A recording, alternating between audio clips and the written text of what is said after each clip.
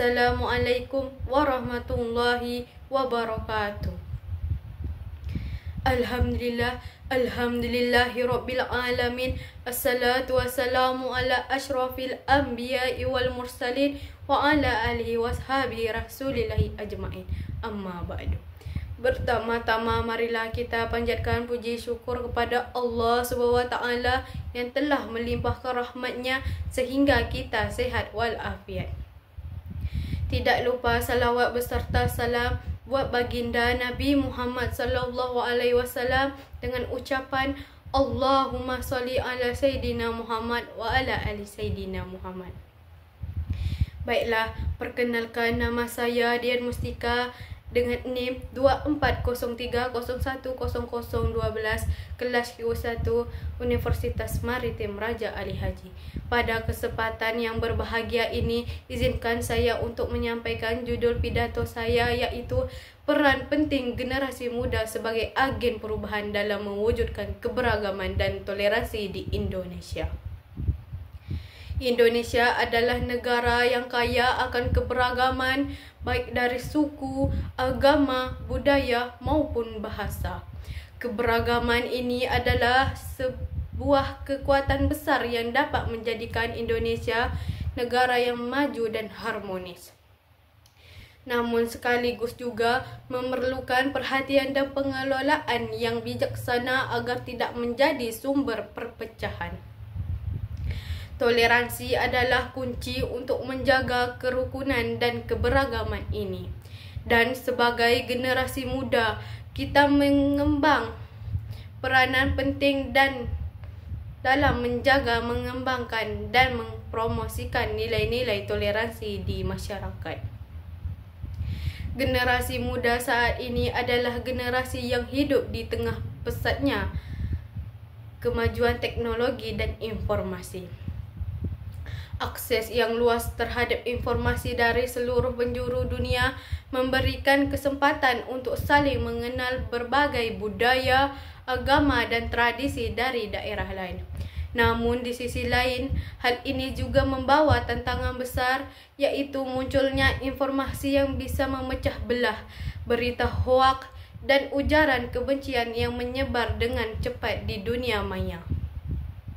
Disinilah peran kita sebagai generasi muda untuk menjadi agen perubahan yang dapat memfilter informasi dengan bijak dan mengedepankan prinsip keberagaman dan toleransi dalam setiap aspek kehidupan. Sebagai generasi muda, kita memiliki energi, kreativitas dan semangat yang besar untuk berinovasi. Oleh karena itu, kita harus memanfaatkan potensi ini untuk mengembangkan sikap saling menghargai dan menghormati satu sama lain.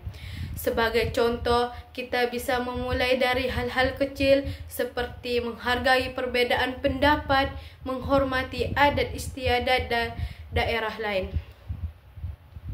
dan bekerja sama tanpa memandang latar belakang, agama, suku, atau budaya.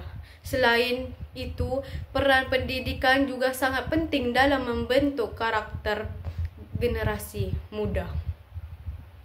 Kita harus mengedepankan pendidikan yang mengajarkan nilai-nilai keberagaman, inklusivitas, dan pentingnya toleransi.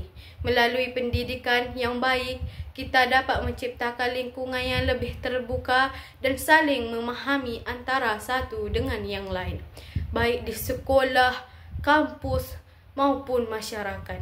Generasi muda juga harus berani berbicara dan bertindak ketika menghadapi intoleransi. Jika mendapati adanya tindakan atau ucapan yang tidak menghargai pendapat, kita harus berani untuk mengingatkan dan melawan dengan cara yang bijak, bukan dengan cara kekerasan. Kita adalah contoh nyata bagi generasi yang akan datang. Dan oleh kerana itu, kita harus menunjukkan bahawa keberagaman adalah kekuatan, bukan ancaman. Di penghujung pidato ini, saya ingin mengajak kita semua untuk bersama-sama menjaga dan merawat keberagaman yang ada di Indonesia. Mari kita jadikan Indonesia sebagai contoh dunia dalam hal toleransi, di mana setiap orang dapat hidup berdampingan dengan damai tanpa membedakan latar belakang mereka. Ingatlah bahwa masa depan Indonesia ada di tangan kita, generasi muda. Kita adalah agen perubahan yang memiliki tanggung jawab besar untuk mewujudkan negara yang lebih adil, harmonis, dan penuh toleransi. Jangan biarkan perbedaan memisahkan kita, melainkan jadikan perbedaan itu sebagai kekuatan yang menyatukan.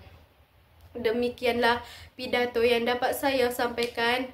Semoga kita semua dapat menjadi bagian dari perubahan positif untuk Indonesia yang lebih baik. Lebih dan kurang saya mohon maaf. Wassalamualaikum warahmatullahi wabarakatuh.